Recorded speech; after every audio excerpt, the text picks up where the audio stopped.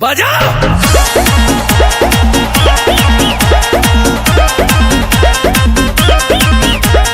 झार दिलू जियरा तू कमर हिला के तकलू ऐसन तू कनखी दबा के कुछ भइल का? अरे बहुत कुछ हो।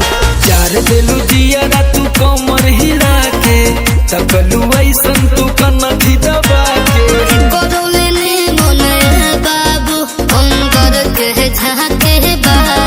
अच्छा। खाली अखियाँ मोरे बानी, अभी हौसल बाकी बा। खाली अखियाँ मोरे बानी, अभी हौसल बाकी बा। वही बुका हो।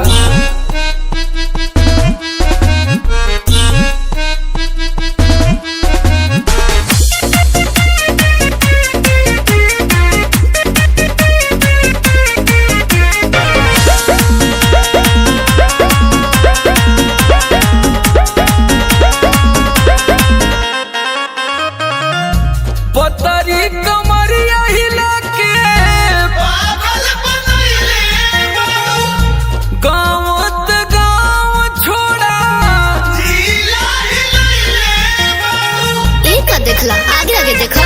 हाँ। देख के तू ना जहर हसलत जइबा, लागे घोघरी के हम पलट जइबा। पहिले नइखे कुछो तबे कहता के बा।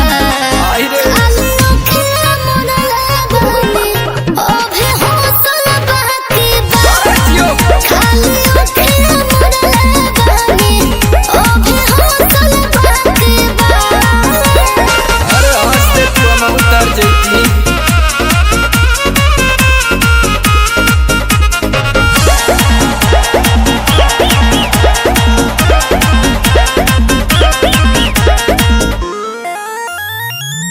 नीचे उतर के एक बेर बैठ जाना कोरा रुपया उड़ावा तानी। ले जा भर के बोरा अरे ले जाके बैंकवा में जमा के दा। ए दरबार सुना ढोल पको मोरो हो, जानो तने रंग बाज हो समोर हो। विकास चंचल ए तोहरेला पहिले खोरा के बा। खाली अखियाँ मोरले बानी, अभी हौसल बाकी बा। खाली अखियाँ मोरले बानी, अभी हौसल बाकी बा। हाँ तो तुम एक पीस बाड़ू।